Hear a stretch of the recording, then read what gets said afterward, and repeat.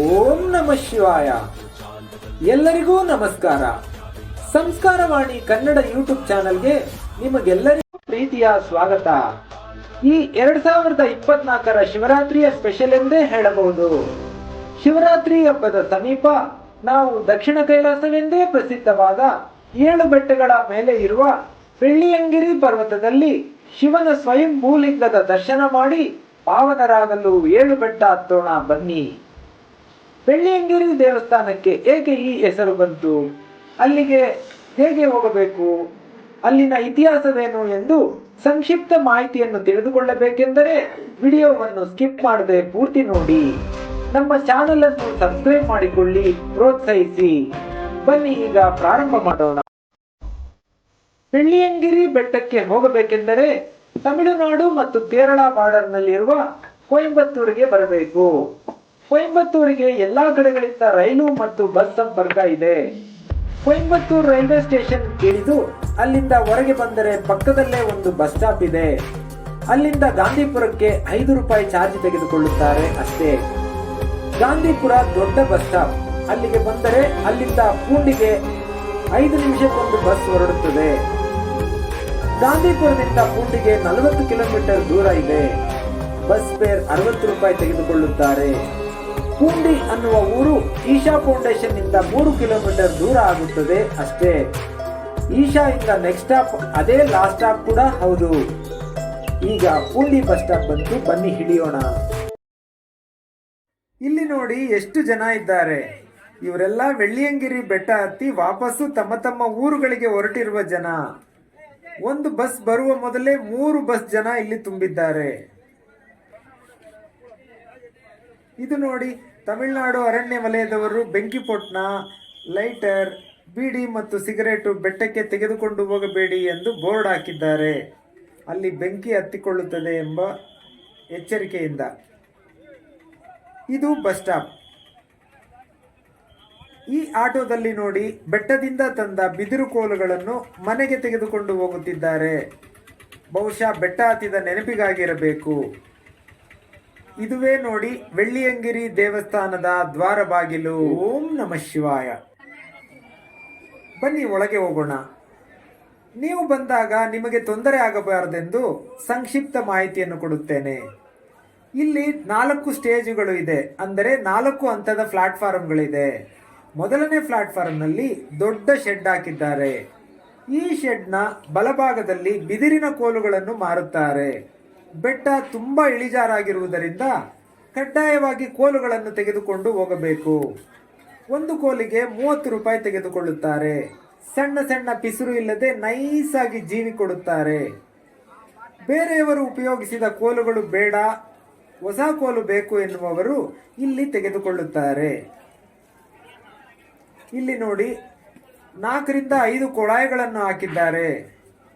ಬೆಟ್ಟಕ್ಕೆ ಹೋಗುವವರು ಮತ್ತು ಬೆಟ್ಟದಿಂದ ಬಂದವರು ಇಲ್ಲಿ ಕೈಕಾಲುಗಳನ್ನು ತೊಳೆದುಕೊಳ್ಳುತ್ತಾರೆ. ಅದರ ಪಕ್ಕದಲ್ಲಿ ದೊಡ್ಡ ಚಪ್ಪಲಿ ಸ್ಟ್ಯಾಂಡ್ ಇದೆ ನೋಡಿ. ಚಪ್ಪಲಿ ಬೆಟ್ಟಕ್ಕೆ ಹಾಕಿಕೊಂಡು ಹೋಗುವುದು ಬೇಡ ಅನ್ನುವವರು ಇಲ್ಲಿ ಚಪ್ಪಲಿಯನ್ನು ಬಿಟ್ಟು ಹೋಗುತ್ತಾರೆ. ಈ ಪ್ರಾಂಗಣದ ಮಧ್ಯದಲ್ಲಿ ದೊಡ್ಡ ಕಲ್ಯಾಣಿ ಇದೆ. ಕಲ್ಯಾಣಿಯಲ್ಲಿ ನೀರು ಇಲ್ಲ. ಬೆಟ್ಟಕ್ಕೆ ಹೋಗಿ ಬಂದಂತಹ ಭಕ್ತರು ಮಲಗಿ ವಿಶ್ರಾಂತಿ ತೆಗೆದುಕೊಳ್ಳುತ್ತಿದ್ದಾರೆ ನೋಡಿ. ಪ್ಲಾಟ್ಫಾರ್ಮ್ ಎಡಭಾಗದಲ್ಲಿ ಬೆಟ್ಟಕ್ಕೆ ತೆಗೆದುಕೊಂಡು ಹೋಗುವ ಸಾಮಗ್ರಿಗಳು ದೊರೆಯುತ್ತದೆ. Cool drinks, water bottle, snacks, torch ಎಲ್ಲ ಸಿಗುತ್ತದೆ. 2ನೇ ಸ್ಟೇಜ್ನಲ್ಲಿ ಗಣಪತಿ ದೇವಸ್ಥಾನವಿದೆ. ಗಣಪತಿಗೆ ಮೊದಲ ಪೂಜೆ ಮಾಡಿ ಹೋಗಬೇಕು. 3ನೇ ಸ್ಟೇಜ್ನಲ್ಲಿ ಬೆಳ್ಳಿಯಂಗಿರಿ ದೇವಸ್ಥಾನವಿದೆ. ಬನ್ನಿ ಹೋಗೋಣ. ಇಲ್ಲಿ ಮೇಲೆ ಹತ್ತಿ ಬಂದರೆ ಇದೇ ನೋಡಿ ದೇವಸ್ಥಾನದ ಆವರಣ. ದೇವಸ್ಥಾನದ ಮುಂದೆ ಪುಟ್ಟ ಗರುಡು ಕಂಬ ಇದೆ. ಕಂಬದಲ್ಲಿ ಒಂದು ಕಡೆ ಗಣಪತಿ, ಒಂದು ಕಡೆ ಶಿವಲಿಂಗ, ಒಂದು ಕಡೆ ಸುಬ್ರಹ್ಮಣ್ಯ ಸ್ವಾಮಿ,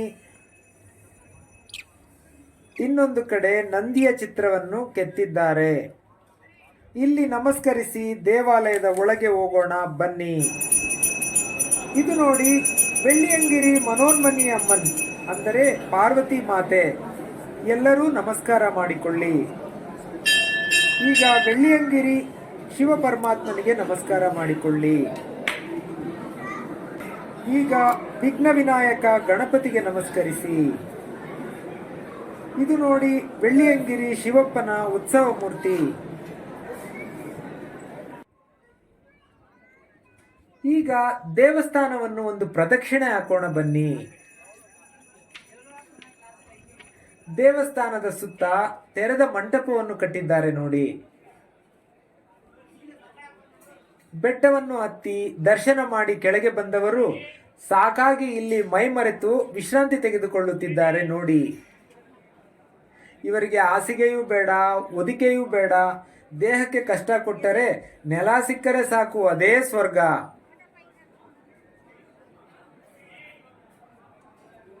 ಅಲ್ಲಿ ಕಾಣುತ್ತಿದೆ ನೋಡಿ, ಅದೇ ಬೆಟ್ಟದ ಮೇಲೆ ಹೋಗುವ ದಾರಿ.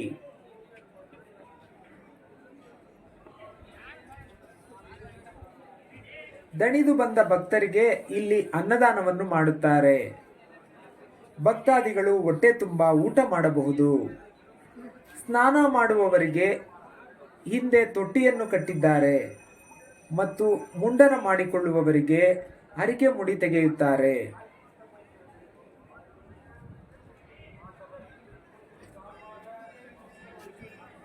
ಇಲ್ಲಿ 7 ಬೆಟ್ಟ ಹತ್ತಲು ಸಾಧ್ಯವಾಗದ ಭಕ್ತರಿಗೆ, ಅಂದರೆ ವಯಸ್ಸಾದವರು, ಕಾಯಿಲೆ ಇರುವವರು, ಹೆಂಗಸರು ಎಲ್ಲ ಈ ದೇವಸ್ಥಾನಕ್ಕೆ ಬಂದು ಬೆಳ್ಳಿಯಂಗಿರಿ ಪರಮಾತ್ಮನ ದರ್ಶನ ಮಾಡಿ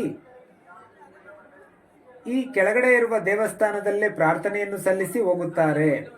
ಈಗ ನಾವು ಕೊನೆಯ ಘಟ್ಟಕ್ಕೆ ಬಂದಿದ್ದೇವೆ. ಇದು ಅರಣ್ಯಾಧಿಕಾರಿಗಳ ವಲಯ. ಇಲ್ಲಿ ನಮ್ಮ ಲಗೇಜುಗಳನ್ನು ತಪಾಸಣೆ ಮಾಡುತ್ತಾರೆ. ಪ್ಲಾಸ್ಟಿಕ್ ಕಡ್ಡಾಯವಾಗಿ ನಿಷೇಧಿಸುತ್ತಾರೆ. ಇಲ್ಲಿ ನೋಡಿ, ಸಾಧುಗಳು ಕುಳಿತಿರುತ್ತಾರೆ. ಅವರೊಂದಿಗೆ ಮಾತನಾಡಿದರೆ ಒಳ್ಳೆಯ ಹಿತೋಪದೇಶ ಹೇಳುತ್ತಾರೆ. ನಮ್ಮ ಬ್ಯಾಗ್ನಲ್ಲಿರುವ ಪ್ಲಾಸ್ಟಿಕ್ ಕವರ್, ಬೆಂಕಿ ಪೊಟ್ಟಣ ಎಲ್ಲ ತೆಗೆದುಹಾಕಿ ತಿನ್ನುವ ಪದಾರ್ಥ ನ್ಯೂಸ್ ಪೇಪರ್ನಲ್ಲಿ ಕಟ್ಟಿಕೊಡುತ್ತಾರೆ. ಪ್ಲಾಸ್ಟಿಕ್ ಬಾಟಲ್ಗೆ 20 ರೂಪಾಯಿ ಸ್ಟಿಕ್ಕರ್ ಹಾಕಿ ಕಳಿಸುತ್ತಾರೆ. ಬಾಟಲ್ ವಾಪಸ್ ತಂದು ಕೊಟ್ಟರೆ 20 ರೂಪಾಯಿ ವಾಪಸ್ ಕೊಡುತ್ತಾರೆ. Ads of forest department. ಪ್ರಕೃತಿಯ ಸಂರಕ್ಷಣೆ ಮಾಡಲು ನಿರಂತರ ಸೇವೆ ಮಾಡುತ್ತಿದ್ದಾರೆ. ಇಲ್ಲಿದೆ ನೋಡಿ ದೇವರ ಉಂಡಿ. ಹರಿಕೆ, ಮುಡುಪು, ಕಾಣಿಕೆ ಎಲ್ಲ ಇಲ್ಲೇ ಸಲ್ಲಿಸಿ ಬಿಡಿ. ಬೆಟ್ಟದ ಮೇಲೆ ಮಂಗಳಾರತಿ ತಟ್ಟೆಗೂ ಸಹ ಹಣ ಹಾಕಲು ಅವಕಾಶವಿಲ್ಲ.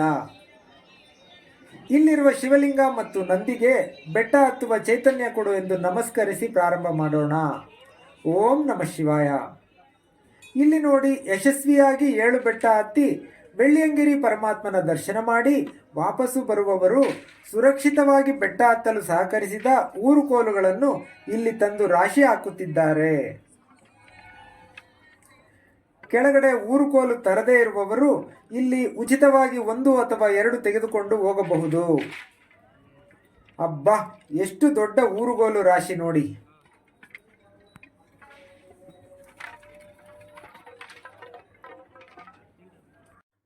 ಬೆಳ್ಳಿಯಂಗಿರಿ ಬೆಟ್ಟ ಹತ್ತಲು ತುಂಬಾ ಕಠಿಣವಾಗಿರುತ್ತದೆ, ಇಳಿಜಾರಾಗಿರುತ್ತದೆ ಮತ್ತು ಕಂದಕಗಳಿರುತ್ತದೆ. ಊರುಕೋಲು ಕಡ್ಡಾಯ ಎಂದು ಹೇಳಿದ್ದಾರೆ. ಆದರೆ ನಾನು ಮನೆ ಬಿಡುವಾಗಲೇ ಮನದಲ್ಲಿ ಸಂಕಲ್ಪ ಮಾಡಿಕೊಂಡೆ, ಊರುಗೋಲು ಇಲ್ಲದೆ ಬೆಟ್ಟ ಹತ್ತಿ ಇಳಿಯಬೇಕು ಎಂದು. ಭಗವಂತನ ಮೇಲೆ ಭಾರ ಹಾಕಿ ಪ್ರಾರ್ಥಿಸುತ್ತಾ ಏರಲು ಪ್ರಾರಂಭ ಮಾಡುತ್ತಿದ್ದೇನೆ. ಓಂ ನಮಃ ಶಿವಾಯ. ನಾವು ಸಂಜೆ 3:45ಕ್ಕೆ ಬೆಟ್ಟ ಹತ್ತಲು ಪ್ರಾರಂಭ ಮಾಡಿದೆವು. ಈಗ ಇಷ್ಟು ಮೇಲೆ ಹತ್ತಿದ್ದೇವೆ ನೋಡಿ. ಮೊದಲನೇ ಬೆಟ್ಟ ಬಹಳ ಎತ್ತರವಾದ ಮತ್ತು ಕಡಿದಾದ ಬೆಟ್ಟ. ಎಂಥ ದೃಢಕಾಯದವರು ಸಹ ನೀರಾಗಿ ಬಿಡುತ್ತಾರೆ.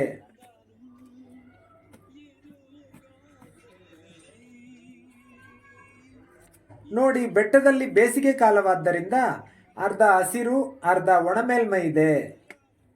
ಬೆಟ್ಟ ತುಂಬಾ ಇಳಿಜಾರಾಗಿದೆ ನೋಡಿ. ಹತ್ತುವುದಕ್ಕಿಂತ ಇಳಿಯುವುದು ಕಷ್ಟ ಕಾಣಿಸ್ತಾ ಇದೆ. ಈಗ ಸಮಯ 4:15 ಆಯಿತು. ಅರ್ಧ ಗಂಟೆ ಹತ್ತಿದ್ದೇವೆ. ಹತ್ತುವಾಗ ಸುಸ್ತಾದವರೆಲ್ಲ ಕುಳಿತು ವಿಶ್ರಾಂತಿ ತೆಗೆದುಕೊಳ್ಳುತ್ತಿದ್ದಾರೆ ನೋಡಿ. ಇಲ್ಲೊಬ್ರು ಕಲ್ಲಂಗಡಿ ಮಾರುತ್ತಿದ್ದಾರೆ. ಬೆಟ್ಟ ನೋಡಿ ಹೇಗಿದೆ, ಕರಿಯ ಬಂಡೆಗಳು, ಮೆಟ್ಟಿಲುಗಳೇ ಇಲ್ಲ. ಇಲ್ಲಿ ಗುಂಡು ಗುಂಡಾದ ಚೂಪು ಚೂಪಾದ ಕಲ್ಲುಗಳು ಹಾಸಿದಂತಿದೆ. ಜಾಗರೂಕತೆಯಿಂದ ಹತ್ತಬೇಕು. ಊರುಕೋಲು ಹೇಗೆ ಕೆಲಸ ಮಾಡುತ್ತಿದೆ ನೋಡಿ ಇಲ್ಲಿ. ಬಹುಶಃ ಮೊದಲನೇ ಬೆಟ್ಟದಲ್ಲಿ ಅರ್ಧ ಹತ್ತಿದ್ದೇವೆ ಅನಿಸುತ್ತದೆ. ನೋಡಿ ಇಲ್ಲಿಂದ ವ್ಯೂ ಹೇಗೆ ಕಾಣಿಸುತ್ತಿದೆ. ಇದು ದಟ್ಟವಾದ ಅರಣ್ಯ. ಕಾಡು ಪ್ರಾಣಿಗಳು ಈ ಬೇಸಿಗೆಯ ಬಿಸಿಲಿನ ತಾಪಕ್ಕೆ ಕುಡಿಯಲು ನೀರು ಸಹ ಇಲ್ಲದೆ ಬೆಟ್ಟದ ಮೇಲೆ ಇರುವುದಿಲ್ಲ. ಬೆಟ್ಟದ ಕೆಳಗೆ ಅರಣ್ಯದಲ್ಲಿ ಇಳಿದು ಬಿಡುತ್ತದೆ ಅಂತ ಅರಣ್ಯ ವಲಯದವರು ಹೇಳುತ್ತಾರೆ. ಆದ್ದರಿಂದ ಬೇಸಿಗೆ ಕಾಲದಲ್ಲಿ ಮಾತ್ರ ಈ ಬೆಟ್ಟಕ್ಕೆ ಹತ್ತಲು ಅವಕಾಶವಿದೆ. ಜನವರಿ 25ರಿಂದ ಮೇ 25ರವರೆಗೆ ಮಾತ್ರ ಅವಕಾಶ. ಮೊದಲು ಬರೀ 2 ತಿಂಗಳು ಮಾತ್ರ ಅವಕಾಶ ಕೊಟ್ಟಿದ್ದರು. ಆದರೆ ಭಕ್ತಾದಿಗಳ ಅನುಕೂಲಕ್ಕೋಸ್ಕರ ಕೋರ್ಟ್ನಲ್ಲಿ ಕೇಸ್ ಹಾಕಿ ಕೊನೆಗೆ 2 ತಿಂಗಳ ಎಕ್ಸ್ಟೆಂಡ್ ಮಾಡಿದ್ದಾರೆ. ಈಗ ನ್ಯಾಯಾಲಯ 4 ತಿಂಗಳ ಅವಕಾಶವನ್ನು ಕೊಟ್ಟಿದೆ. ಸ್ನೇಹಿತರೆ, ವೆಳ್ಳಿಯಂಗಿರಿಯ 7 ಬೆಟ್ಟ ಹತ್ತಲು ನಾರ್ಮಲ್ ಆಗಿ ನಡೆದರೆ ಕನಿಷ್ಠ 7 ಗಂಟೆ ಬೇಕಾಗುತ್ತದೆ. 1 ಗಂಟೆ ಬೆಟ್ಟದ ಮೇಲೆ ಕಾಲ ಕಳೆದರೂ ಇಳಿಯಲು 7 ಗಂಟೆ, ಅಂದರೆ ನಾವು ಹೋಗಿ ಬರುವ ಸಮಯ 15 ಗಂಟೆಗಳು ತೆಗೆದುಕೊಳ್ಳುತ್ತದೆ. ಈ ಬೆಟ್ಟದಲ್ಲಿ ಕುಡಿಯಲು ನೀರು ಸಿಗುವುದಿಲ್ಲ, ತಿನ್ನಲು ಆಹಾರ ಕೂಡ ಸಿಗುವುದಿಲ್ಲ. ಅಗತ್ಯಕ್ಕೆ ತಕ್ಕಷ್ಟು ನಾವೇ ತರಬೇಕಾಗುತ್ತದೆ. 1, 2, 3, 4 ಬೆಟ್ಟಗಳಲ್ಲಿ ಸಣ್ಣ ಸಣ್ಣ ಅಂಗಡಿಗಳು ಸಿಗುತ್ತದೆ, ಆದರೆ ನಮಗೆ ಬೇಕಾಗಿರುವುದು ಸಿಗುವುದಿಲ್ಲ. ಹಾಲಿಲ್ಲದ ಚಹಾ 30 ರೂಪಾಯಿ, ಗಂಜಿ 30 ರೂಪಾಯಿ. ಆದ್ದರಿಂದ ನಾವು ಎಲ್ಲ ಮನೆಯಿಂದಲೇ ತೆಗೆದುಕೊಂಡು ಬಂದಿದ್ದೇವೆ. ಬಾಳೆ ಎಲೆಯಲ್ಲಿ ಪುಳಿಯೋಗರೆ 1 ಪೊಟ್ಟಣ, 2 ಚಪಾತಿ, 2 ಕಿತ್ತಲೆ ಹಣ್ಣು, 2 ಲೀಟರ್ ನೀರು, 1 ಸ್ಟೀಲ್ ಬಾಟ್ಲಲ್ಲಿ, 1 ಪ್ಲಾಸ್ಟಿಕ್ ಬಾಟ್ಲಲ್ಲಿ. ಪ್ಲಾಸ್ಟಿಕ್ ಬಾಟ್ಲಿಗೆ ಫಾರೆಸ್ಟ್ ಆಫೀಸ್ನಲ್ಲಿ 20 ರೂಪಾಯಿ ಕೊಟ್ಟು ಸ್ಟಿಕ್ಕರ್ ಹಾಕ್ಸಿದ್ದೇನೆ. 4ನೇ ಬೆಟ್ಟದವರೆಗೂ ತುಂಬ ಸೆಕೆ ಆಗುತ್ತದೆ. 5ನೇ ಬೆಟ್ಟಕ್ಕೆ ಹೋದರೆ ತುಂಬ ಚಳಿ ಇರುತ್ತದೆ. ಆದ್ದರಿಂದ ಟೋಫಿ, ಜರ್ಕಿನ್ನು, ಶಾಲು ತೆಗೆದುಕೊಂಡಿದ್ದೇನೆ. ಯಾಕೆಂದರೆ ಮೇಲೆ ನೈಟ್ ಆಲ್ಟ್ ಆಗಬೇಕು ಅಂತ ಆಸೆ. ಬೆಟ್ಟದ ತಪ್ಪಲಿನಲ್ಲಿ ಸಿಗುವ ಆನಂದವೇ ಬೇರೆ. ಈ ವೆಳ್ಳಿಯಂಗಿರಿ ಬೆಟ್ಟವು ದಕ್ಷಿಣ ಕೈಲಾಸ ಎಂದೇ ಪ್ರಸಿದ್ಧಿಯಾಗಿದೆ.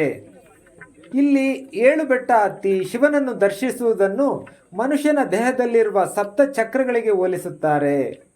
ಮನುಷ್ಯ ಸಾಧನೆ ಮಾಡುತ್ತಾ ಮಾಡುತ್ತಾ ಒಂದೊಂದು ಚಕ್ರವನ್ನು ಜಾಗೃತಿಗೊಳಿಸಿ ಅನುಭವಿಸುತ್ತಾನೆ. ಬೆನ್ನು ಮೂಳೆ ಮಧ್ಯೆ ಇರುವ ಚಕ್ರ ಮೂಲಾಧಾರ ಚಕ್ರ. ಮೂಲಾಧಾರ ಚಕ್ರವು ಸಕ್ರಿಯಗೊಂಡಾಗ ಆ ವ್ಯಕ್ತಿ ಜೀವನದಲ್ಲಿ ಹೆಚ್ಚು ಉತ್ಸಾಹವನ್ನು ಹೊಂದುತ್ತಾನೆ. ಇದರ ಅಧಿಪತಿ ಗಣಪತಿಯಾಗಿರುತ್ತಾನೆ. ಆದ್ದರಿಂದ ಮೊದಲನೇ ಬೆಟ್ಟದ ತುದಿಯಲ್ಲಿ ಗಣಪತಿಯನ್ನು ದರ್ಶನ ಮಾಡುತ್ತೇವೆ. ಮೊದಲನೇ ಬೆಟ್ಟ ಹತ್ತಿದ ಮೇಲೆ ವಾಪಸ್ಸು ಹೋಗುವ ಮನಸ್ಸು ಯಾರಿಗೂ ಆಗುವುದಿಲ್ಲ. 2ನೇಯದು ಸ್ವಾದಿಷ್ಠಾನ ಚಕ್ರ. ಜನನಾಂಗದ ಹಿಂಭಾಗದಲ್ಲಿ ಇರುವ ಚಕ್ರವನ್ನು ಸ್ವಾದಿಷ್ಠಾನ ಚಕ್ರ ಎಂದು ಕರೆಯುತ್ತಾರೆ. ಈ ಚಕ್ರವು ಸಂತಾನೋತ್ಪತ್ತಿಯನ್ನು ಪ್ರಕಟಪಡಿಸುತ್ತದೆ ಹಾಗೂ ಈ ಚಕ್ರವು ನೀರಿನೊಂದಿಗೆ ಸಂಬಂಧವನ್ನು ಪಡೆದುಕೊಂಡಿದೆ. ಆದ್ದರಿಂದ 2ನೇ ಬೆಟ್ಟದಲ್ಲಿ ನೀರು ಜನಿಯುತ್ತಿರುತ್ತದೆ. ನೀರು ತೆಗೆದುಕೊಂಡು ಬರದೇ ಇರುವವರು ಇಲ್ಲಿ ನೀರು ತುಂಬಿಸಿಕೊಳ್ಳಬಹುದು. ನಿಮಗೆ ತುಂಬ ಬೋರ್ ಹೊಡಿಸ್ತಾ ಇದ್ದೀನಿ ಅನ್ನಿಸ್ತಾ ಇದೆ, ಟಾಪಿಕ್ ಚೇಂಜ್ ಮಾಡೋಣ ಬನ್ನಿ. ನನಗೆ ಅನ್ನಿಸ್ತಾ ಇದೆ ನಾವು ಮೊದಲನೇ ಬೆಟ್ಟ ಇನ್ನು ಸ್ವಲ್ಪ ಹೊತ್ತಲ್ಲೇ ಏರಿ ಬಿಡ್ತೀವಿ ಅಂತ. ಈಗ ಸಮಯ 4:45. 1 ಗಂಟೆ ಸತತವಾಗಿ ನಡೆದಿದ್ದೇವೆ. ಕತ್ತಲೆಯಾದರೆ ವಿಡಿಯೋ ಮಾಡುವುದಕ್ಕೆ ಆಗುವುದಿಲ್ಲ, ಅದಕ್ಕೆ ಬೇಗ ಬೇಗ ನಡೀತಾ ಇದ್ದೇನೆ. ಇಲ್ಲಿ ಒಬ್ಬರು ಸಾಕಾಗಿ ನಿಂತುಕೊಂಡು ಬಿಟ್ಟಿದ್ದಾರೆ. ಅವರಿಗೆ ಜೊತೆಯಲ್ಲಿ ಬಂದಿರೋ ಸ್ನೇಹಿತರು ಮೋಟಿವೇಟ್ ಮಾಡ್ತಾ ಇದ್ದಾರೆ ನೋಡಿ. ಇದು ಹತ್ತಿದರೆ ನಿನ್ನ ಜೀವನದಲ್ಲಿ ಎಲ್ಲ ಏರೋದೇ ಇರುತ್ತದೆ, ಕೆಳಗೆ ಇಳಿಯೋ ಮಾತೇ ಇಲ್ಲ, ಆದರೆ ಎಲ್ಲೂ ನಿಲ್ಲದೆ ಏರು ಎಂದು ಹೇಳುತ್ತಿದ್ದಾರೆ. ಅದಕ್ಕೆ ಅವನು ಹೇಳುತ್ತಿದ್ದಾನೆ, ನಿಲ್ಲದೆ ಏರಿದರೆ ಶಿವನ ಪಾದಕ್ಕೆ ಸೇರಿಕೊಂಡು ಬಿಡುತ್ತೇನೆ, ಅದನ್ನು ನೋಡಲು ನಾನೇ ಇರುವುದಿಲ್ಲ ಅಂತ. ನಾವು ಬೆಟ್ಟದ ಮೇಲಿರುವ ದೇವಸ್ಥಾನಗಳಿಗೆ ಹೋಗುವಾಗ ಚಪ್ಪಲಿ ಹಾಕಿಕೊಂಡು ಹೋಗಬೇಕೆ ಅಥವಾ ಶೂ ಹಾಕಿಕೊಂಡು ಹೋಗಬೇಕೆ ಅಥವಾ ಬರಿಗಾಲಿನಲ್ಲಿ ಹೋಗಬೇಕೆ ಅಂತ ಪ್ರಶ್ನೆ ಬರಬಹುದು ನಿಮಗೆಲ್ಲ. ನಾವು ದೇವರಿಗಾಗಿ ಬೆಟ್ಟ ಹತ್ತುತ್ತೇವೆ. ಇಲ್ಲಿ ಮುಖ್ಯವಾಗಿ ನಮಗೆ ಭಕ್ತಿ ಇರಬೇಕು, ಮನಸ್ಸು ಶುದ್ಧಿ ಇರಬೇಕು. ನಿಮಗೆ ಬರಿಗಾಲಿನಲ್ಲಿ ಏರುವ ನಂಬಿಕೆ ಇದ್ದರೆ ಬರಿಗಾಲಿನಲ್ಲೇ ಹತ್ತಿ, ಬಹಳ ಒಳ್ಳೆಯದು. ಕಾಲು ಒಡೆದಿದೆ ಅಥವಾ ಬರಿಗಾಲಿನಲ್ಲಿ ನಡೆದು ಅಭ್ಯಾಸವಿಲ್ಲ ಅನ್ನುವವರು ಹೊಸ ಚಪ್ಪಲಿಯನ್ನು ಹಾಕಿಕೊಂಡು ಹತ್ತಿ, ತಪ್ಪಿಲ್ಲ. ನಾವು ಭಕ್ತಿಯಿಂದ ಕಷ್ಟಪಟ್ಟು ನಡೆದು ಬರುವುದೇ ಮುಖ್ಯ. ನೋಡಿ ನೋಡಿ, ಮಾತಲ್ಲೇ ಮೊದಲನೇ ಬೆಟ್ಟದ ತುದಿಗೆ ಬಂದು ಬಿಟ್ಟೆವು. ಗಣಪತಿ ದೇವಸ್ಥಾನ ಬಂತು, ಬನ್ನಿ ದರ್ಶನ ಮಾಡಿಕೊಳ್ಳೋಣ. ಇದಕ್ಕೆ ಬೆಳ್ಳಿ ವಿನಾಯಕರಂತ ಹೆಸರು. ಓಂ ವಕ್ರತುಂಡ ಮಹಾಕಾಯ ಕೋಟಿ ಸೂರ್ಯ ಸಮಪ್ರಭಾ ನಿರ್ವಿಘ್ನಂ ಕುರುಮೇ ದೇವ ಸರ್ವ ಕಾರ್ಯೇಷು ಸರ್ವದಾ ಅಭಿಂ ಸಿದ್ಧಾರ್ಥ ಪೂಜಿತೋಯ ಸುರರಪಿ ಸರ್ವ ವಿಘ್ನೈಚ್ಛಿತ ತಸ್ಮೈ ಶ್ರೀ ಗಣಪತಿಯೇ ನಮೋ ನಮಃ.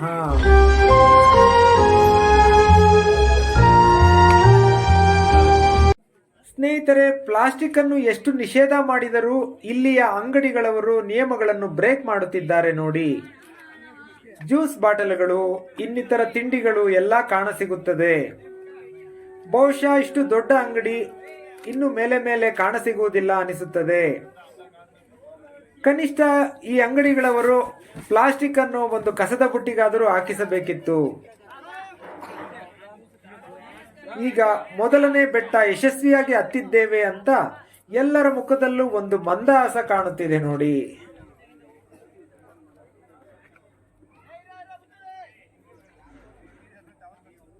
ಈಗ ಸಮಯ ಸಂಜೆ 5 ಗಂಟೆ ಆಯಿತು. ಸರಿಯಾಗಿ 1.25 ಗಂಟೆ ಹತ್ತಿದ್ದೇವೆ. ಸ್ವಲ್ಪ ಕತ್ತಲೆ ಆವರಿಸುತ್ತಿದೆ ನೋಡಿ.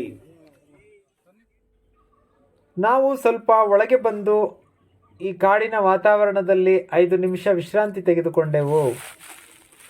ಇಲ್ಲಿ ಎಲ್ಲರೂ ಮಾತನಾಡಿಕೊಳ್ಳುವುದು ಏನೆಂದರೆ, ಒಂದು ಬೆಟ್ಟ ಹತ್ತಿ ಆಯಿತು, ಇನ್ನು ಮುಂದೆ ಏರುವುದು ಇರುವುದಿಲ್ಲ, ಸಮತಟ್ಟಾಗಿರುತ್ತದೆ, ಸುಲಭವಾಗಿ ದಾರಿ ಕ್ರಮಿಸಬಹುದು ಅಂತ ಹಾಗೆ ಹೇಳಿ ಮನಸ್ಸಿಗೆ ಸಮಾಧಾನ ಮಾಡಿಕೊಳ್ಳುತ್ತಾರೆ ಅಷ್ಟೇ. ಆದರೆ ಮೊದಲ ಬೆಟ್ಟದಷ್ಟು ದೊಡ್ಡ ಬೆಟ್ಟ ಅಲ್ಲ ಎಂದರೂ ಹತ್ತುವುದು ಹಾಗೆಯೇ ಮುಂದುವರಿಯುತ್ತದೆ.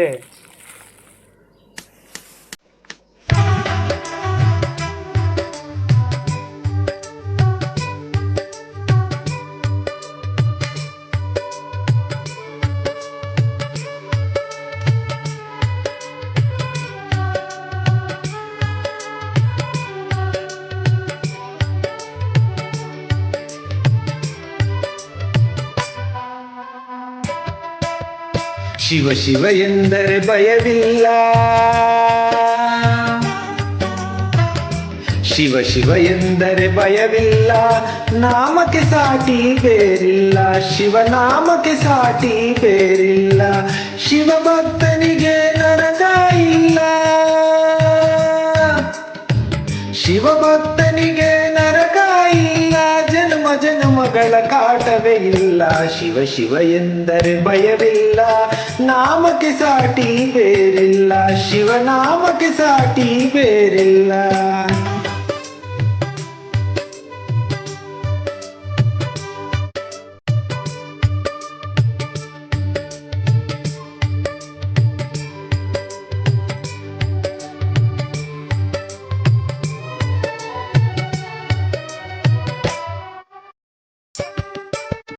ಅನ್ನದಾನವ ತೊರೆಯದಿರು, ನಾನು ನನ್ನದು ಎನ್ನದಿರು, ಅನ್ನದಾನವ ತೊರೆಯದಿರು, ನಾನು ನನ್ನದು ಎನ್ನದಿರು, ಉನ್ನತಿ ಸಾಧಿಸೆ ಹಗಲಿರುಳು, ಉನ್ನತಿ ಸಾಧಿಸೆ ಹಗಲಿರುಳು, ದೀನನಾಥನ ಮರೆಯದಿರು. ಶಿವ ಶಿವ ಎಂದರೆ ಭಯವಿಲ್ಲ, ನಾಮಕ್ಕೆ ಸಾಟಿ ಬೇರಿಲ್ಲ, ಶಿವನಾಮಕ್ಕೆ ಸಾಟಿ ಬೇರಿಲ್ಲ.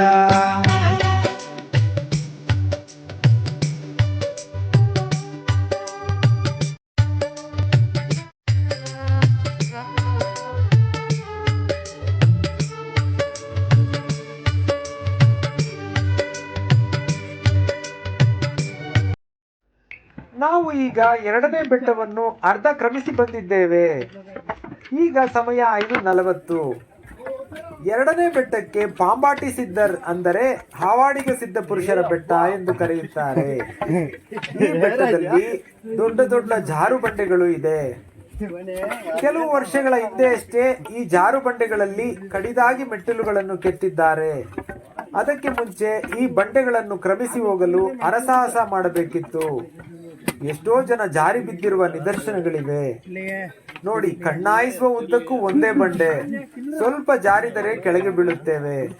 ಕೆಳಗೆ ಬಿದ್ದರೆ ಇಲ್ಲಿಂದ ಒತ್ತುಕೊಂಡು ಹೋಗುವ ವ್ಯವಸ್ಥೆ ಕೂಡ ಇರುವುದಿಲ್ಲ. ಆದ್ದರಿಂದ ಜಾಗರೂಕತೆಯಿಂದ ನಡೆಯಬೇಕು. ಈ ಬೆಳ್ಳಿಯಂಗಿರಿ ಬೆಟ್ಟಕ್ಕೆ ಬರುವ ಭಕ್ತಾದಿಗಳಲ್ಲಿ ಉಸಿರಾಟದ ಸಮಸ್ಯೆ ಮತ್ತು ಹೃದಯದ ಸಮಸ್ಯೆ ಇರುವವರು ದಯವಿಟ್ಟು ನಿಧಾನವಾಗಿ ನಡೆಯಿರಿ. ಗರ್ಭಿಣಿ ತಾಯಿ ತನ್ನ ಮಗುವನ್ನು ಜೋಪಾನ ಮಾಡುತ್ತಾ ನಡೆಯುವಂತೆ ನಿಮ್ಮ ಜೀವವನ್ನು ಜೋಪಾನ ಮಾಡುತ್ತಾ ಭಗವಂತನ ನಾಮಸ್ಮರಣೆ ಮಾಡುತ್ತಾ ನಡೆಯಿರಿ.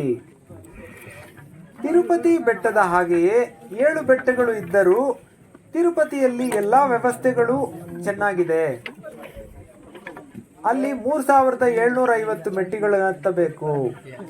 ರಸ್ತೆಗಳು ಚೆನ್ನಾಗಿದೆ, ಅಂಗಡಿಗಳು ಇದೆ. ಅದು ಕಾಲ್ನಡಿಗೆ ಒನ್ ವೇ ಮಾತ್ರ. ದರ್ಶನ ಮಾಡಿ ಬಸ್ನಲ್ಲಿ ಬಂದು ಬಿಡುತ್ತಾರೆ. ಆದರೆ ಬೆಳ್ಳಿಯಂಗಿರಿ ಬೆಟ್ಟ ದಟ್ಟ ಅರಣ್ಯ, 3000 ಅಡಿ ಎತ್ತರದಲ್ಲಿದೆ, 6 ಕಿಲೋಮೀಟರ್ ದೂರ ಇದೆ. ದರ್ಶನ ಮಾಡಿ ಮತ್ತೆ ನಡೆದುಕೊಂಡೇ ವಾಪಸ್ ಬರಬೇಕು. ಬೆಳ್ಳಿಯಂಗಿರಿ ಪರಮಾತ್ಮನ ಇಚ್ಛೆ ಇಲ್ಲದೆ ಈ ಬೆಟ್ಟಕ್ಕೆ ಹತ್ತಲು ಸಾಧ್ಯವಿಲ್ಲ. ತುಂಬಾ ಕಷ್ಟಕರ ಹಾದಿ. ಆದರೆ ಬೆಟ್ಟದ ಮೇಲೆ ಹತ್ತಿಬಿಟ್ಟರೆ ಸ್ವರ್ಗದಲ್ಲಿ ಇದ್ದ ಹಾಗೇ ಇರುತ್ತದೆ. ಅದಕ್ಕೆ ಇರಬೇಕು ದಕ್ಷಿಣ ಕೈಲಾಸ ಎನ್ನುವುದು. ನೀವು ಒಮ್ಮೆ ಇದರ ಆನಂದವನ್ನು ಅನುಭವಿಸಲೇಬೇಕು. ಈ ಬೆಟ್ಟದಲ್ಲಿ ಗುಹೆಗಳಿದೆ. ದಯವಿಟ್ಟು ಅನುಭವಶಾಲಿಗಳು ಜೊತೆಯಲ್ಲಿದ್ದರೆ ಮಾತ್ರ ಅಲ್ಲಿಗೆಲ್ಲ ಹೋಗಬೇಕು. ಅದಾವೆಂದರೆ ತಿರುಗಿ ಬರಲು ಬಹಳ ಕಷ್ಟವಾಗುತ್ತದೆ.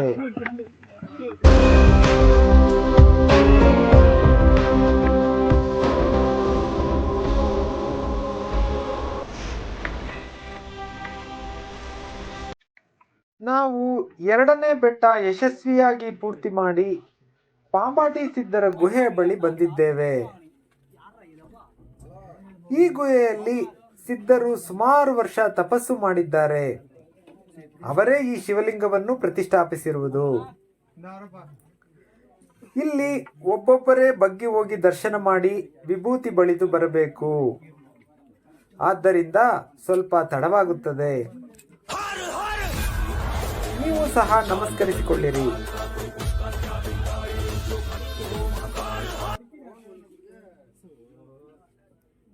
ಬನ್ನಿ ಈಗ ಮುಂದೆ ಹೋಗೋಣ. ಇಲ್ಲಿ ನೋಡಿ, ಬಿದಿರು ಮರಗಳಿಗೆ ವಯಸ್ಸಾಗಿ ಹೂಗಳು ಬಿಟ್ಟಿದೆ. ಇಲ್ಲಿ ಪುಟ್ಟ ಅಂಗಡಿ ಇದೆ. ಮೊದಲ ಬೆಟ್ಟದಲ್ಲಿ ಇದ್ದಷ್ಟು ದೊಡ್ಡ ಅಂಗಡಿ ಇಲ್ಲ. ಇಲ್ಲಿ ಕಡಲೆ ಬರ್ಫಿ, ಲೆಮನ್ ಸೋಡಾ, ನೀರು ಮಜ್ಜಿಗೆ ಸಿಗುತ್ತದೆ ಅಷ್ಟೇ. ಈಗ ಸಮಯ 6 ಗಂಟೆ ಆಗಿದೆ. 3ನೇ ಬೆಟ್ಟ ಹತ್ತಲು ಪ್ರಾರಂಭ ಮಾಡಿದ್ದೇವೆ. ಒಂದು ಬೆಟ್ಟದಿಂದ ಇನ್ನೊಂದು ಬೆಟ್ಟಕ್ಕೆ ಹತ್ತಿ ಇಳಿಯುವ ಕ್ರಮ ಇಲ್ಲಿಲ್ಲ. ಬರೀ ಆರೋಹಣ ಮಾತ್ರ. ನೋಡಿ, ಹತ್ತುತ್ತಲೇ ಇದ್ದೇವೆ. ಎಲ್ಲ ಬೆಟ್ಟಗಳು ಒಂದಕ್ಕೊಂದು ಬೆಸೆದುಕೊಂಡಿದೆ. ನಮಗೆ 6ನೇ ಬೆಟ್ಟ ಮಾತ್ರ ಹತ್ತಿ ಇಳಿಯುವ ಅನುಭವವಾಗುತ್ತದೆ. ಯಾಕೆಂದರೆ 6 ಮತ್ತು 7 ದೂರ ದೂರ ಇದೆ. ಆದ್ದರಿಂದ ಯಾರೋ ಪುಣ್ಯಾತ್ಮರು ಮೆಟ್ಟಿಲುಗಳ ಹಾಗೆ ಕಲ್ಲು ಹಾಸಿದ್ದಾರೆ. ಇಲ್ಲದಿದ್ದರೆ ತುಂಬ ಕಷ್ಟ ಆಗುತ್ತಿತ್ತು. ಈ ಬೆಟ್ಟದಲ್ಲಿ ಇನ್ನೊಂದು ನಿಯಮ ಚಾಲ್ತಿಯಲ್ಲಿದೆ. ಇಲ್ಲಿಗೆ ಮಧ್ಯವಯಸ್ಕ ಹೆಣ್ಣು ಮಕ್ಕಳಿಗೆ ಅನುಮತಿ ಇಲ್ಲ. 10 ವರ್ಷ ಒಳಗಿನ ಹೆಣ್ಣು ಮಕ್ಕಳು ಬರಬಹುದು ಮತ್ತು 50 ವರ್ಷ ವಯಸ್ಸಾದ ಹೆಂಗಸರು ಬರಬಹುದು. ಬಹುಶಃ ಅರಣ್ಯದಲ್ಲಿ ಅವರಿಗೆ ಭದ್ರತೆ ಕಡಿಮೆ ಅಂತ ಇರಬಹುದು, ಅಥವಾ ಮುಟ್ಟು ನಿಲ್ಲದ ಹೆಂಗಸರಿಗೆ ದುಷ್ಟಶಕ್ತಿಗಳು ತೊಂದರೆ ಕೊಡಬಹುದು ಅಂತಲೂ ಇರಬಹುದು.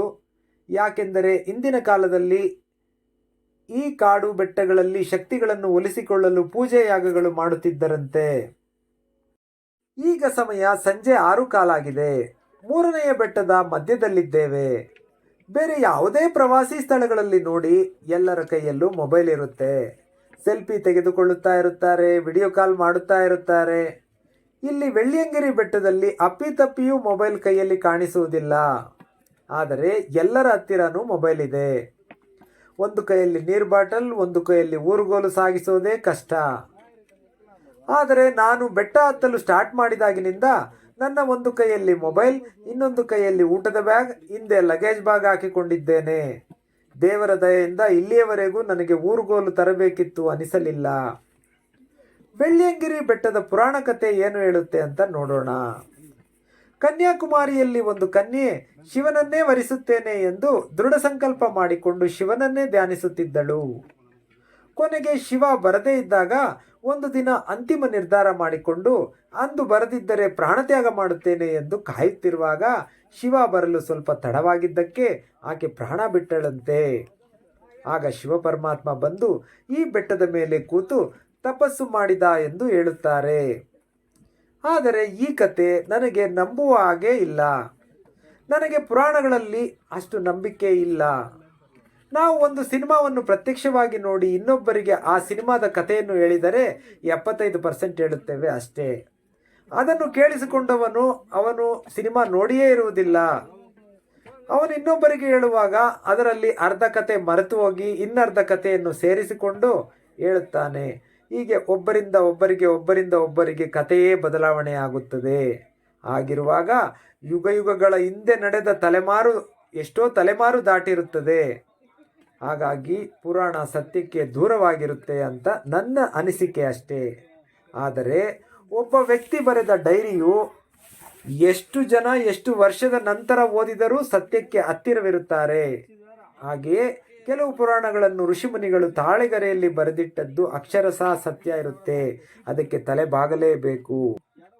ಈಗ ಸಂಜೆ 6:15 3ನೇ ಬೆಟ್ಟದ ತುದಿಗೆ ಬಂದಿದ್ದೇವೆ. ಇಲ್ಲಿ ಒಂದು ವಿಶೇಷ ಇದೆ. ಕೈತಟ್ಟಿ ಸುನೈ ಅಂತ ಕರೆಯುತ್ತಾರೆ. ಹಾಗಂದರೆ ಕೈ ತಟ್ಟಿದರೆ ನೀರು ಜನಿಯುತ್ತೆ ಅಂತ. ಹಿಂದಿನ ಕಾಲದಲ್ಲಿ ಇಲ್ಲಿ ಓಡಾಡುತ್ತಿದ್ದ ಸಿದ್ಧ ಪುರುಷರು ನೀರಿನ ಅವಶ್ಯಕತೆ ಆದಾಗ ಕೈ ತಟ್ಟುತ್ತಿದ್ದರು. ಆಗ ಬಂಡೆಯ ಮಧ್ಯದಿಂದ ನೀರು ಜನಿಯುತ್ತಿತ್ತು. ಈಗಲೂ ಹಾಗೆಯೇ ಇತ್ತು. ಬರುವ ಭಕ್ತಾದಿಗಳು ಬಂಡೆಯ ಬಳಿ ಬಂದು ಕೈ ತಟ್ಟಿದರೆ ನೀರು ಜನಿಯುತ್ತಿತ್ತು. ಆದರೆ ಈಗ ಅಲ್ಲಿ ಒಂದು PVC ಪೈಪನ್ನು ಸೇರಿಸಿ ಸದಾ ನೀರು ತೊಟ್ಟಿಡುವ ಹಾಗೆ ಮಾಡಿದ್ದಾರೆ. ಅದರ ಮುಖಾಂತರ ನೀರು ಹಿಡಿದುಕೊಳ್ಳುತ್ತಾರೆ. ನಮ್ಮ ಜನರ ಬುದ್ಧಿವಂತಿಕೆಯಿಂದ ಕೆಲವು ಅನುಭವಗಳನ್ನು ಮಿಸ್ ಮಾಡಿಕೊಳ್ಳುತ್ತೇವೆ ಅಷ್ಟೇ. ಆಗಲೇ ಹೇಳಿದೆ ಕತ್ತಲಾಯಿತು ಅಂತ. ಈ ರಾತ್ರಿಯ ಕೊನೆಯ ವಿಡಿಯೋ ಇದು. 3ನೇ ಬೆಟ್ಟದ ತುದಿಯಿಂದ ನೋಡಿ ಕೆಳಗೆ ವ್ಯೂ ಹೇಗೆ ಕಾಣಿಸುತ್ತದೆ ಅಂತ ನೋಡಿ. ಅದೇ ಈಶಾ ಫೌಂಡೇಶನ್. ಆ ಬೆಳಕು ಕಾಣಿಸುತ್ತಿರುವುದು. ಈ ಫೋಟೋದಲ್ಲಿ ನೋಡಿ ಸಾಲು ದೀಪಗಳು ಉರಿಯುತ್ತಿರುವ ಹಾಗೆ ಕಾಣಿಸುತ್ತಿದೆ. ಆದರೆ ಭಕ್ತಾದಿಗಳು ಟಾರ್ಚ್ ಹೊಡೆದುಕೊಂಡು ಬೆಟ್ಟ ಹತ್ತುತ್ತಿರುವ ದೃಶ್ಯ ಅದು ಎಷ್ಟು ಚೆನ್ನಾಗಿದೆ ನೋಡಿ.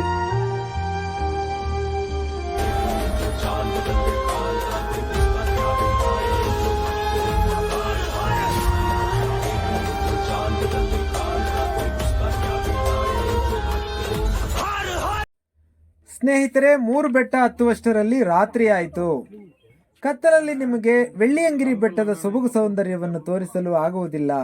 ಅದಕ್ಕಾಗಿ ರಾತ್ರಿ ಬೆಟ್ಟ ಹತ್ತಿ ದೇವರ ದರ್ಶನ ಮಾಡಿ ನಿಮಗೋಸ್ಕರ ಬೆಟ್ಟದ ಮೇಲೆ ಹಾಲ್ಟ್ ಆಗಿ ಬೆಳಗ್ಗೆ ನಿಮಗೆ ತೋರಿಸುತ್ತಿದ್ದೇವೆ. ಇದು 4ನೇ ಬೆಟ್ಟ. ಇಲ್ಲಿಂದ ಆಚೆ ಭಕ್ತಾದಿಗಳು ನಡೆದು ಕಾಡೆಲ್ಲ ಧೂಳು ತುಂಬಿಕೊಂಡಿದೆ. ಗಿಡ ಮರಗಳೆಲ್ಲ ಧೂಳು. ಬಹುಶಃ ವೀಕ್ ಡೇಸ್ನಲ್ಲಿ ಬಂದರೆ ಧೂಳು ಕಡಿಮೆ ಇರುತ್ತದೆ. ಏಕೆಂದರೆ ನಾವು ಬಂದಿದ್ದು ಶಿವರಾತ್ರಿಯ ಸಮೀಪದಲ್ಲಿ ಮತ್ತು ಭಾನುವಾರ ಬಂದಿದ್ದೇವೆ. ಅದಕ್ಕೆ ಜನಸಂದಣಿ ಜಾಸ್ತಿ ಆಗಿದೆ. ಡಸ್ಟ್ ಅಲರ್ಜಿ ಇರುವವರು ತಪ್ಪದೆ ಮಾಸ್ಕ್ ತೆಗೆದುಕೊಂಡು ಬನ್ನಿ. ಮಾಸ್ಕ್ ಹಾಕಿಕೊಂಡರೆ ಆರಾಮವಾಗಿ ಬೆಟ್ಟ ಹತ್ತಬಹುದು. ಇಲ್ಲಿ ನೋಡಿ, ಕೆಲವು ಕಡೆ ಬಂಡೆಗಳ ಮಧ್ಯೆ ಇಕ್ಕಟ್ಟಾದ ಜಾಗ. ಒಬ್ಬೊಬ್ಬರೇ ಕ್ರಮಿಸಬೇಕು. ಹತ್ತುವವರಿಗೆ ಇಳಿಯುವವರು ಜಾಗ ಕೊಡದೆ ಟ್ರಾಫಿಕ್ ಜಾಮ್ ಆಗಿದೆ ನೋಡಿ. ಸಾಲಾಗಿ ಬಂದರೆ ಯಾರಿಗೂ ತೊಂದರೆ ಇಲ್ಲ. ಈ ಬಾನಂಗಳದ ಸೌಂದರ್ಯವನ್ನು ನೋಡಿ. ಬೆಳ್ಳಿಯಂಗಿರಿ ಅಂತ ಹೆಸರು ಬಂದಿದ್ದೇ ಇದಕ್ಕೆ. ಬೆಳ್ಳಿ ಅಂದರೆ ಬೆಳ್ಳಿ, ಗಿರಿ ಅಂದರೆ ಬೆಟ್ಟ. ಈ ಬೆಟ್ಟದ ಸುತ್ತ ಮೋಡ ಕವಿದಿರುವುದಕ್ಕೆ ಬೆಳ್ಳಿ ಬೆಟ್ಟ ಎಂದು ಕರೆಯುತ್ತಾರೆ. ನಾವು ಮೋಡದಲ್ಲೇ ತೇಲಾಡುವ ಹಾಗೆ ಇದೆ. ನೋಡುತ್ತಿದ್ದರೆ ನೋಡುತ್ತಲೇ ಇರಬೇಕು ಅನಿಸುತ್ತೆ. ಈ ದೃಶ್ಯ ನೋಡಿ ಎಷ್ಟು ಚೆನ್ನಾಗಿದೆ. ಬೆಟ್ಟದ ತಪ್ಪಲಿನಲ್ಲಿ ಭಕ್ತಾದಿಗಳು ಸಾಲುಗಟ್ಟಿ ಹೋಗುತ್ತಿರುವುದು. ಸ್ವಲ್ಪ ಜಾರಿದರೂ ಬೀಳುವ ಹಾಗಿದೆ ನೋಡಿ.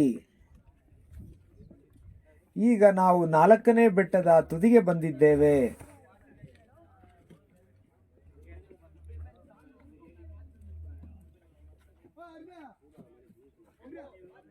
ಇಲ್ಲಿ ನೋಡಿ ಮರಳುಗುಡ್ಡ, ಎಲ್ಲಿಂದ ಎಲ್ಲಿಗೂ ಬರೀ ಮರಳೇ ಇರುತ್ತೆ. ಈಗ 5ನೆಯ ಬೆಟ್ಟದಲ್ಲಿ ಇದ್ದೇವೆ. ನೋಡಿ ನೋಡಿ, ಇರುವೆಯ ಸಾಲುಗಳ ಹಾಗೆ ಬೆಟ್ಟದ ಒಳಗಿಂದ ಜನಗಳು ಬರುವುದು ಕಾಣಿಸುತ್ತದೆ. ಇಲ್ಲಿ ಮೆಟ್ಟಿಲುಗಳು ಇಲ್ಲ, ಮಣ್ಣಿನ ರಸ್ತೆ, ನಡೆಯಲು ಬಲು ಹಿತವಾಗಿದೆ. ಇದೇ ಬೆಟ್ಟದಲ್ಲಿ ಪಾಂಡವರು ಅಜ್ಞಾತವಾಸದಲ್ಲಿ ಕೆಲವು ಕಾಲ ತಂಗಿದ್ದರು ಅಂತ ಪ್ರತೀತಿ ಕೂಡ ಇದೆ. ಈ ಬೆಳ್ಳಿ ಬೆಟ್ಟವನ್ನು ನೋಡಿ ಹೇಗೆ ಕಾಣಿಸುತ್ತದೆ. ಬೆಟ್ಟದ ತಪ್ಪಲಿನಲ್ಲಿ ರಸ್ತೆ, ಇಲ್ಲಿ ನುಣುಪಾದ ಬಿಳಿಯ ಬೆಟ್ಟವಿದೆ ನೋಡಿ. ಈ ಬಿಳಿ ಪುಡಿಯನ್ನು ಭಕ್ತಾದಿಗಳು ಶಿವನ ವಿಭೂತಿಯೆಂದೇ ತಿಳಿದು ಹಣೆಗೆ ಹಚ್ಚಿಕೊಂಡು ಹೋಗುತ್ತಾರೆ. ಇಲ್ಲಿ ಎಷ್ಟೊಂದು ಬೆಟ್ಟಗಳಿವೆ. ಇಲ್ಲಿ ಭೀಮನ ಬಂಡೆಯೊಂದಿದೆ. ಅದಕ್ಕೆ ಇನ್ನೊಂದು ಹೆಸರು ಭೀಮನ ಹಿಟ್ಟಿನ ಉಂಡೆ ಅಂತ ಕರೆಯುತ್ತಾರೆ. ಅರ್ಜುನನು ಇದೇ ಬೆಟ್ಟದಲ್ಲೇ ಶಿವನ ಕುರಿತು ತಪಸ್ಸು ಮಾಡಿ ಪಾಶುಪತಾಸ್ತ್ರವನ್ನು ಪಡೆದನೆಂದು ಹೇಳುತ್ತಾರೆ.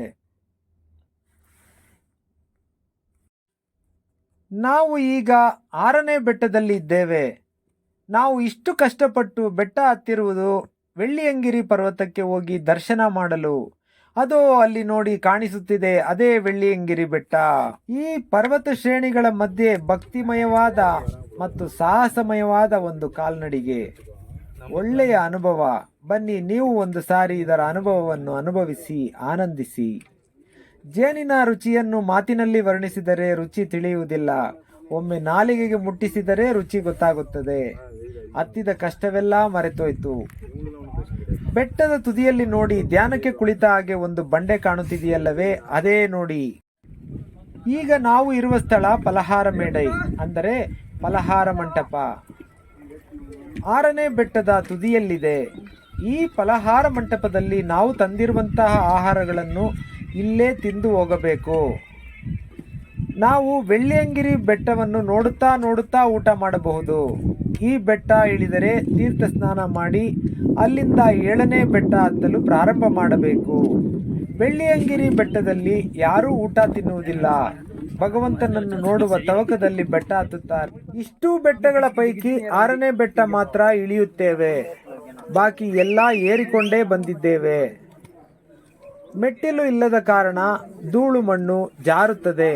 ತುಂಬಾ ಜಾಗರೂಕತೆಯಿಂದ ಇಳಿಯಬೇಕು. ಬನ್ನಿ, ಇಲ್ಲಿ ನೋಡಿ, ವೆಳ್ಳಿಯಂಗಿರಿ ಬೆಟ್ಟದಲ್ಲಿ ಮನುಷ್ಯರು ಹತ್ತಿ ಇಳಿಯುವ ಕಡೆ ಮಾತ್ರ ಮಣ್ಣು ಮಣ್ಣಾಗಿ ಕಾಣುತ್ತದೆ. ಇನ್ನುಳಿದ ಮುಕ್ಕಾಲು ಭಾಗ ಹಚ್ಚ ಹಸಿರಾಗಿದೆ. ನೀರು ಹರಿಯುವ ತೊರೆ ಬೆಟ್ಟದ ತಪ್ಪಲಿನಲ್ಲಿರುವುದರಿಂದ ಗಿಡ ಮರಗಳು ಎಷ್ಟು ಹಸಿರಾಗಿದೆ ನೋಡಿ. ವರ್ಷವಿಡೀ ನೀರು ಹರಿಯುತ್ತದೆ. ಇಲ್ಲಿ ವಿಸ್ತೀರ್ಣ ಕಡಿಮೆ ಇದೆ, ಜನ ಜಾಸ್ತಿ ಇದ್ದಾರೆ. ಆದ್ದರಿಂದ ಇಲ್ಲಿ ಜನಸಂದಣಿ ಹೆಚ್ಚಾಗಿ ಕಾಣುತ್ತದೆ. ಕೈಲಾಸ ಪರ್ವತಕ್ಕೆ ಹೋದವರು ಮಾನಸ ಸರೋವರದಲ್ಲಿ ಸ್ನಾನ ಮಾಡಿ ಸಂತೋಷ ಪಡುವ ಹಾಗೆ ಈ ದಕ್ಷಿಣ ಕೈಲಾಸಕ್ಕೆ ಹೋಗಲು ಇಲ್ಲಿ ಸ್ನಾನ ಮಾಡಿದರೆ ಮನಸ್ಸು ಸಂತೋಷವಾಗುತ್ತದೆ. ಏಕೆಂದರೆ ಈ 7 ಬೆಟ್ಟಗಳಲ್ಲಿ ನೀರು ಸಿಗುವುದು ಇಲ್ಲೇ ಅಲ್ಲವೇ, ಅದಕ್ಕೆ. ಇನ್ನೊಂದು ವಿಶೇಷ ಏನೆಂದರೆ ಇಲ್ಲಿ 24/7 ಐಸ್ ವಾಟರ್ ಹರಿಯುತ್ತೆ. ಸ್ನಾನ ಮಾಡಲು ತುಂಬ ಚಳಿಯಾಗುತ್ತೆ. ಇಲ್ಲಿ ಮೊದಲು ತಿಳಿಯಾಗಿ ಹರಿಯುತ್ತಿತ್ತು ಅಷ್ಟೇ.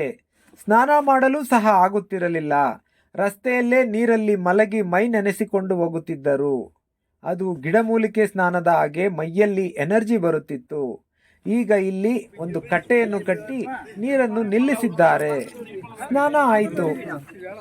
ಆದರೆ ಭಕ್ತರು ಒಂದೇ ಕಡೆ ಸೇರಿಬಿಟ್ಟರು. ಆದ್ದರಿಂದ ನೂಕು ನುಗ್ಗಲು ಪ್ರಾರಂಭವಾಗಿದೆ. ನೋಡಿ ಹೇಗೆ ಜಾಮ್ ಆಗಿದೆ. ನೀವು ಬಂದರೆ ವೀಕ್ ಡೇಸ್ನಲ್ಲಿ ಬನ್ನಿ, ಖಾಲಿ ಇರುತ್ತದೆ. ಓಂ ನಮಃ ಶಿವಾಯ ಅಂತ ಹೇಳಿ ಬೆಟ್ಟ ಹತ್ತಲು ಪ್ರಾರಂಭ ಮಾಡೋಣ. ಇಲ್ಲಿ ನೋಡಿ, ಜನಗಳು ಹತ್ತುತ್ತಿರುವುದು ಹಾವಿನ ಹಾಗೆ ಇದೆ. ಬೆಟ್ಟದ ತುದಿಯಲ್ಲಿ ಇರುವ ಬಂಡೆ ಹಾವಿನ ತಲೆಯ ಹಾಗೆ ಇದೆ. ಹತ್ತಲು ಒಂದು ದಾರಿ, ಇಳಿಯಲು ಒಂದು ದಾರಿ. ಎಷ್ಟು ಚೆನ್ನಾಗಿದೆ ನೋಡಿ. ಈ ನೆನಪುಗಳು ಮನಸ್ಸಿನಲ್ಲಿ ಬೇಗ ಮರೆಯಾಗುವುದಿಲ್ಲ, ಹಾಗೆ ಅಚ್ಚಳಿಯದೇ ಇರುತ್ತದೆ. ಹಂಗೂ ಹಿಂಗೂ ಅರ್ಧ ಬೆಟ್ಟ ಹತ್ತಿದ್ದೇವೆ ನೋಡಿ. ಇಲ್ಲಿಂದ ನಾವು ಏರಿ ಬಂದ 6ನೇ ಬೆಟ್ಟ ಕಾಣಿಸುತ್ತದೆ.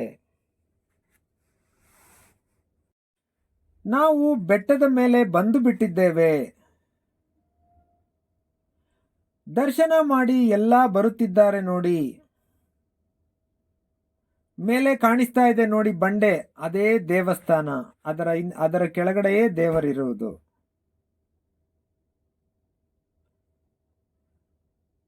ಭಕ್ತಾದಿಗಳು ತಮ್ಮ ಮುಡುಪುಗಳನ್ನು ಮತ್ತು ಕಲ್ಲಿನಲ್ಲಿ ತೊಟ್ಟಿಲು ಕಟ್ಟಿ ಈ ಮರಗಳಲ್ಲಿ ತೂಗು ಹಾಕಿದ್ದಾರೆ ನೋಡಿ. ಇಳಿಯುವ ರಸ್ತೆ ಇಕ್ಕಟ್ಟಾಗಿರುವುದರಿಂದ ಮತ್ತೆ ಜಾಮ್ ಆಗಿದೆ ನೋಡಿ. ಇದೇ ನೋಡಿ ಬೆಳ್ಳಿಯಂಗಿರಿ ಬೆಟ್ಟದ ಮೇಲ್ಛಾವಣಿ. ಇಲ್ಲಿಂದ ಎಷ್ಟು ಇಳಿಜಾರಾಗಿದೆ. ಊರುಗೋಲು ಈ ಬೆಟ್ಟದಲ್ಲಿ 100% ಉಪಯೋಗಕ್ಕೆ ಬರುತ್ತದೆ. ಕೆಲವೇ ನಿಮಿಷದಲ್ಲಿ ದೇವರ ದರ್ಶನ ಮಾಡಲಿದ್ದೇವೆ. ಬಹಳ ಸಂತೋಷವಾಗಿದೆ, ಮನಸ್ಸಿಗೆ ಸಾರ್ಥಕವಾಯಿತು ಜೀವನ ಅನಿಸುತ್ತಿದೆ ನೋಡಿ. ಈ ಬಂಡೆಯ ಮಧ್ಯೆ ನಾವು ರಾತ್ರಿ ಮಲಗಿದ್ದೆವು. ಇದರ ತಳದಲ್ಲೇ ಸ್ವಯಂಭೂಲಿಂಗ ಉದ್ಭವ ದೇವಸ್ಥಾನವಿರುವುದು. ಬೆಳ್ಳಿಯಂಗಿರಿ ಬೆಟ್ಟದ ಸೂರ್ಯೋದಯದ ವಿಹಂಗಮ ನೋಟ ನೋಡಲು ಭಕ್ತ ಜನರು ಕಾದಿದ್ದಾರೆ ನೋಡಿ. ಈಗ ಬೆಳಗಿನ ಜಾವ 6:30. ಈ ಪರ್ವತ ರಾಶಿಗಳಿಂದ ಸೂರ್ಯದೇವನು ಬಂಗಾರದ ಕಿರಣಗಳನ್ನು ಚೆಲ್ಲುತ್ತಾ ಮೇಲೇರಿ ಬರುವುದನ್ನು ನೋಡುವುದೇ ಒಂದು ಭಾಗ್ಯ. ಮೊದಲು ಸೂರ್ಯ ದರ್ಶನ, ನಂತರ ಶಿವ ದರ್ಶನ. ಸೂರ್ಯೋದಯ ನೋಡಿ ಆಯಿತು. ಈಗ ಶಿವ ಪರಮಾತ್ಮನ ದರ್ಶನ ಮಾಡೋಣ ಬನ್ನಿ. ಭಕ್ತ ಸಮೂಹ ಹೇಗೆ ಕಾಯುತ್ತಿದ್ದಾರೆ ನೋಡಿ. 2 ಬಂಡೆಗಳ ನಡುವೆ ಪುಟ್ಟ ದಾರಿ ಇದೆ. ಆ ದಾರಿಯಲ್ಲಿ ಜನ ಕಿಕ್ಕಿರಿದು ಕಾಯುತ್ತಿದ್ದಾರೆ. ಬಂಡೆ ನೋಡಿ ಬೃಹದಾಕಾರವಾಗಿ ನಿಂತಿದೆ. ಇಲ್ಲಿ ಒಂದು ದೊಡ್ಡ ಗಂಟೆ ಕಟ್ಟಿದ್ದಾರೆ. ಭಕ್ತಾದಿಗಳು ಗಂಟೆ ಬಾರಿಸುತ್ತಲೇ ಇರುತ್ತಾರೆ. ದೇವಸ್ಥಾನ ಸಮಿತಿಯವರು ಶಂಖನಾದ ಮೊಳಗಿಸುತ್ತಲೇ ಇರುತ್ತಾರೆ. ಭಕ್ತಾದಿಗಳು ಅರಿಕೆ ಮಾಡಿಕೊಂಡು ತ್ರಿಶೂಲವನ್ನು ತೆಗೆದುಕೊಂಡು ಬಂದು ಇಲ್ಲಿ ಸಲ್ಲಿಸುತ್ತಾರೆ. ಅಂತಹ ತ್ರಿಶೂಲದಿಂದಲೇ ಅಲಂಕಾರ, ಬೇಲಿ ಎಲ್ಲವೂ ಹಾಕಿದ್ದಾರೆ ನೋಡಿ. ಈಗ ಮೊದಲಿಗೆ ವಿಘ್ನ ವಿನಾಯಕನ ದರ್ಶನ ಮಾಡಿಕೊಳ್ಳಿ. ಓಂ ಗಂ ಗಣಪತಯೇ ನಮಃ. ಇಲ್ಲಿ ನೋಡಿ ಬಂಡೆಗಳು ತೋರಣ ಕಟ್ಟಿದ ಹಾಗೆ ಇದೆ. ಕಲ್ಲು ಬಂಡೆಯೇ ದೇವಸ್ಥಾನಕ್ಕೆ ಸೂರು. ಮಾನವ ನಿರ್ಮಿತವಂತೂ ಅಲ್ಲ, ಪ್ರಕೃತಿಯ ಕೊಡುಗೆ ಇದು. ಈ ದೃಶ್ಯವನ್ನು ನೇರವಾಗಿ ನೋಡಬೇಕು. ಓಂ ನಮಃ ಶಿವಾಯ. ಅಬ್ಬಾ, ಸ್ವಯಂಭೂಲಿಂಗದ ಹತ್ತಿರ ಬಂದಿದ್ದೇವೆ. ಇದೇ ನಮ್ಮ ಸಾರ್ಥಕ ಕ್ಷಣಗಳು. ಬನ್ನಿ, ಎಲ್ಲರೂ ದರ್ಶನ ಮಾಡಿಕೊಳ್ಳಿ, ಪಾವನರಾಗಿ. ಇಲ್ಲಿ 3 ಲಿಂಗಗಳಿವೆ. 1 ಅಗ್ನಿತತ್ವಲಿಂಗ, 2 ಜಲತತ್ವಲಿಂಗ, 3 ವಾಯುತತ್ವಲಿಂಗ. ಇನ್ನು ಮೇಲೆ ಆಕಾಶ, ಕೆಳಗಡೆ ಭೂಮಿ. ಪಂಚಭೂತಗಳ ಪಂಚತತ್ವಗಳ ಸಾರ ಅಡಕವಾಗಿದೆ ನೋಡಿ. ಓಂ ನಮಃ ಶಿವಾಯ. ಇಲ್ಲಿ ಮಂಗಳಾರತಿ ತಟ್ಟೆಗೆ ಕಾಸು ಹಾಕುವಂತಿಲ್ಲ. ದೇವಸ್ಥಾನದ ಸಮಿತಿಯವರು ಉಚಿತವಾಗಿ ವಿಭೂತಿಯ ಪಾಕೆಟ್ ಅನ್ನು ಕೊಡುತ್ತಾರೆ. ತಪ್ಪದೆ ನೀವು ಒಮ್ಮೆ ಬಂದು ದರ್ಶನ ಮಾಡಿ. ಧನ್ಯವಾದಗಳು. ಧನ್ಯವಾದಗಳು. ಧನ್ಯವಾದಗಳು.